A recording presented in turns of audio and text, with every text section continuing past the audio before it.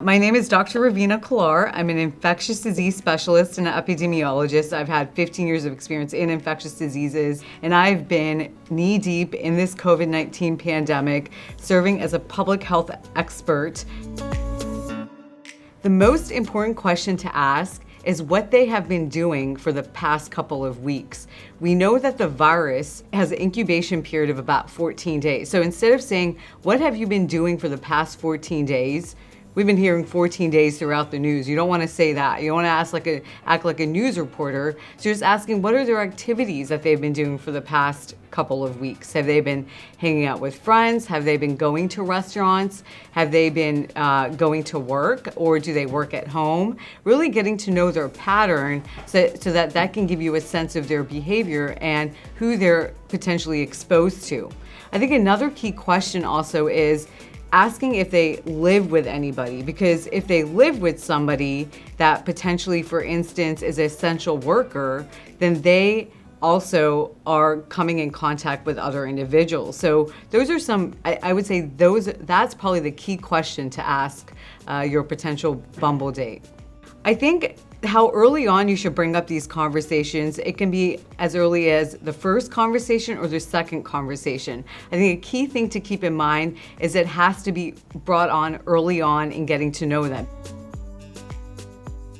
Rather than asking them to get a test, I think it's to know about their COVID practices and their patterns 2 weeks before leading up to that date. I would also ask them about if they have any symptoms. Have they been coughing? Have they had a fever? But I think you can naturally just find out about how safe they will be it will be to be around them by finding out about their activities that they have been doing.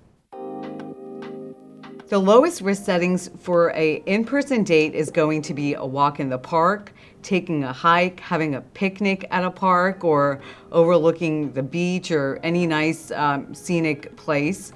I think outdoor setting, that's the common theme to all these suggestions I've offered here. Restaurants, I believe, even if it's outside, is very risky. The reason being, anytime you get a drink involved, you're just naturally going to let down your guard. And you're just going to feel very comfortable with them, especially if you like them, they're cute, they're hot. You're just going to let down your guard. And so I don't recommend grabbing a drink or dinner until you've really gotten to know their COVID practices and where you really feel comfortable around them.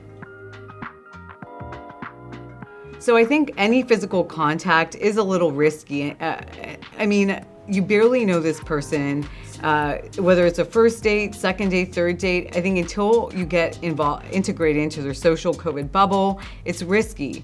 If you do want to grab their hand, make sure you use hand sanitizer afterwards. So I think there is a way around some of the things to be flirtatious. Touch them, but just make sure you have hand sanitizer with you, just in case you accidentally touch your face afterwards.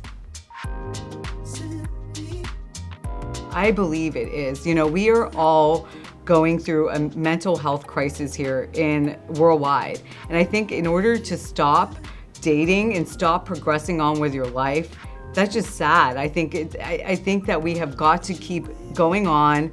And if we stop dating, if we stop doing those things which are important to move our lives forward, I think the virus has won. So we don't want the virus to win. I think you can date safely.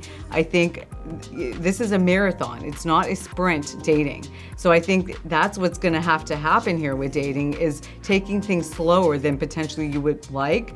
But in that way, you will actually really get to know somebody. You will really get to know yourself and what you yourself are looking for as well.